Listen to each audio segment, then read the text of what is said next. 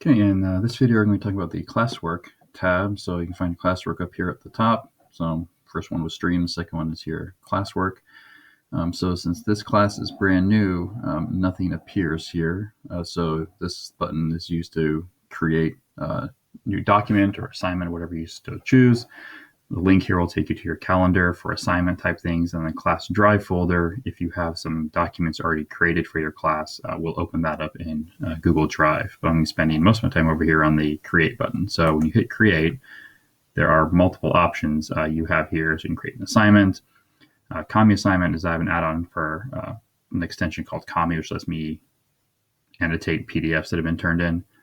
Quiz assignments, single questions and materials. You can reuse posts from previous classes, previous years, or you can just create a topic.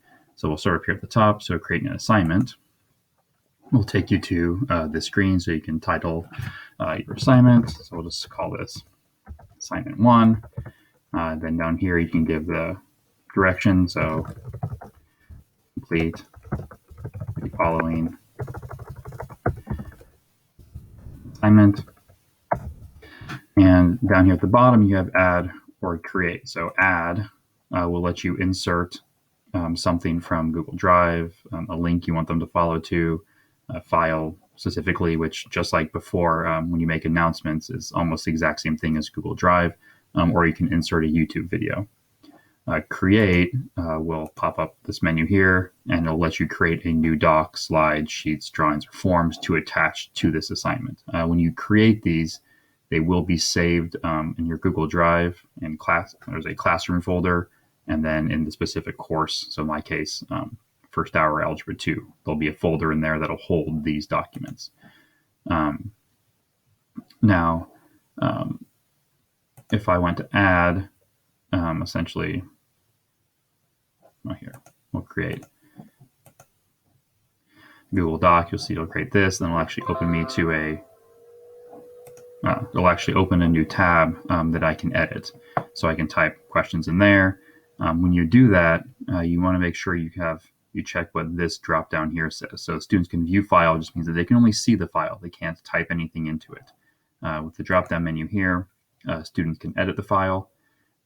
So this option will allow students to type in this document that you've made. However, they're all working on the same document. So they can overwrite each other's edits. They can type on top of each other. It can get very messy. The most useful option is actually the last one, which makes a copy for each individual student. And then when they turn their assignment in, it'll have the name of this document and then dash their name. So untitled document dash Brian Heidel. So this is probably the most useful one if you want them to actually turn something in. Students can view files. If you just need them to read something, this is the option that you'd want. The X here will obviously delete that, so on and so forth. Over here on the right, you can say who the assignment's for. So this, since I opened it up in my first hour Algebra 2 class, it defaults to that. I can select multiple sections. So if I want a bunch of classes to have the same assignment, I can just check them all down here. And then all students over here, since this class does not currently have any students, there's no names listed, but there would be names listed down here if I wanted to select just individual students. If it was a remediation assignment that not everyone needed, that's where you could put that kind of information. Just like with making an announcement, if you select multiple sections in the for here, it has to go to every single student. So just like before. So if you want to do specific students, you have to do it section by section. The points you can adjust by changing the number, or you can make it an ungraded assignment. This will show up when we go to the grades tab in Classroom. Due date, you can set a due date. So whenever you want, you can also add a time. And then the topic, right now there are no topics for this class, so I can create a topic and say, down here on rubric, if you want to add a rubric, you can create a new one. You can reuse one from a previous course that you already have generated, or you can import one from Sheets if you've made one there. Now, when you reuse a rubric, it has to be a currently active or archived class. If you've deleted the class, you won't be able to see it anymore. So I actually had one for my engineering course that I deleted, so I can no longer reuse it. So I'm going to have to recreate it for this next year because I was not planning ahead well enough. So that's what this looks like. Down here, this check plagiarism, run originality reports. You can do this for 3 assignments per class. So what it'll do is students can run essentially a plagiarism check on their assignments, and they can run 3 checks per assignment, and you can set this up for 3 assignments in your course per class, so all year.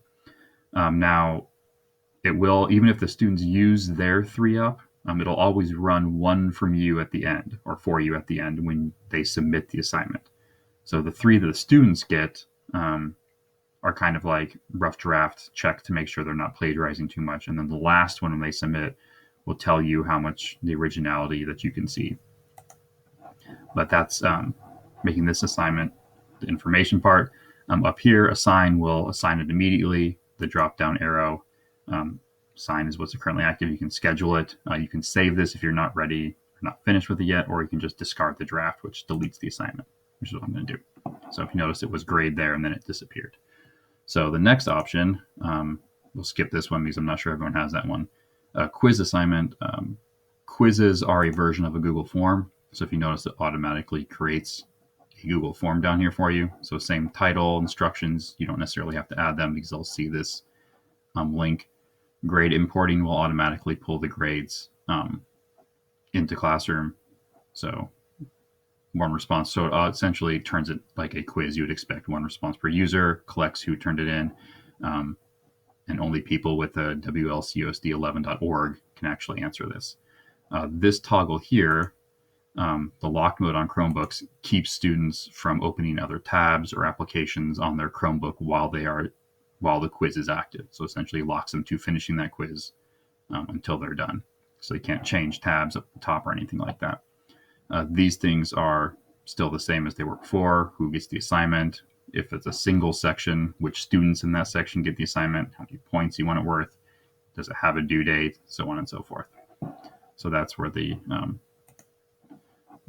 So it works. If you turn grade importing off, it'll just collect the results, but won't insert it into Classroom for you. So we'll get rid of this guy. So our next one down is a question. So questions are essentially a single thing. So how are you today? And this would show up on the student's feed, or their stream, I should say. And then you can type short answer.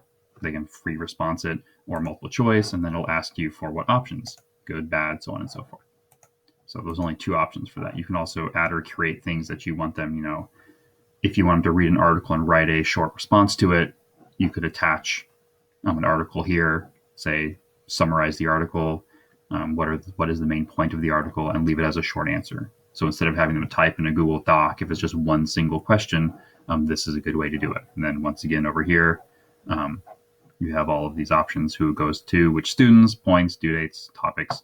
And down here, you can allow students to respond to each other if they're, you want to have a discussion, or you can let them edit their answers. So this would be, once they've submitted it, it's done. They can go back and change their answer if they so choose. And then ask instead of assign, schedule, same things here up here. So there you see those. So discard this guy. Head over back to create. Material is if you want to post notes, essentially. So, chapter 1 notes, description, optional, and then you can add your notes, your PDF, whatever you have, your article. If it's just, a copy of the text, something like that, that's where you would add it. If you notice over here, there's no due dates or points because this is just course material. So this is the one that I use if I'm going to post a video version of my lesson, the blank note packets, things like that. That's a material thing. And then once again, schedule, so on and so forth. And then reuse post lets you pull it from a previous course.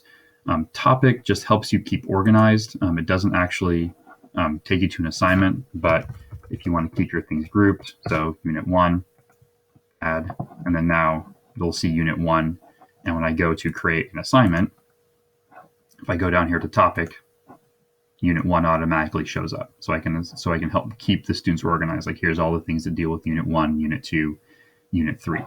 The nice thing is, if you're in this screen, you can actually just click and drag your assignments around.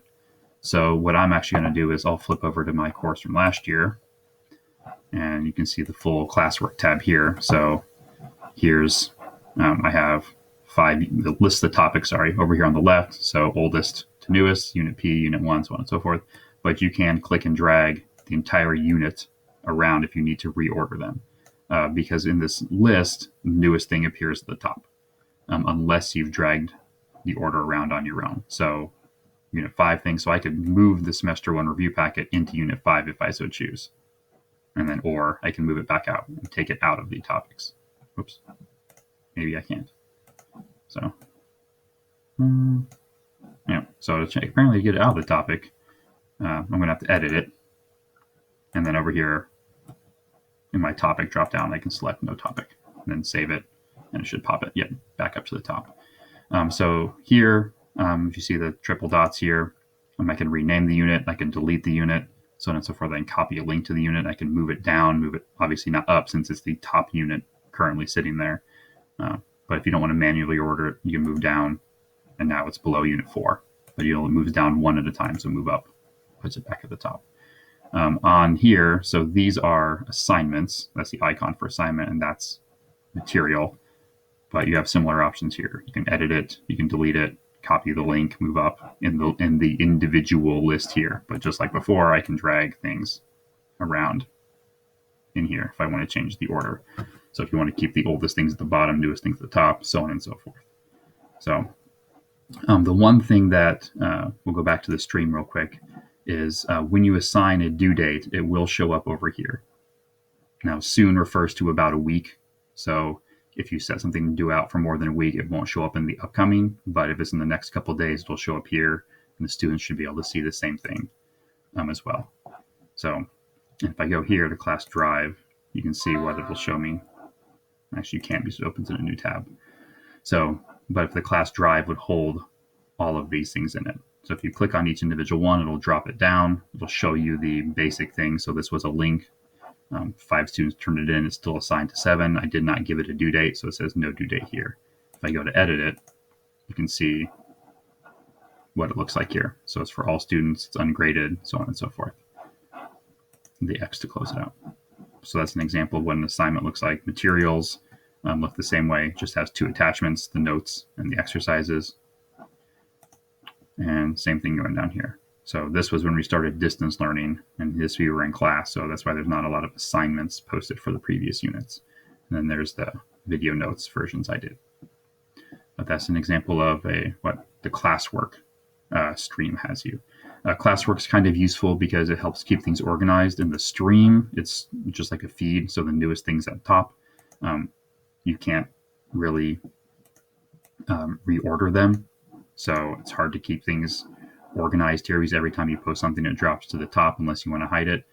Classwork makes things a little bit easier to see and organizes them nicely. So a brief overview of the Classwork tab.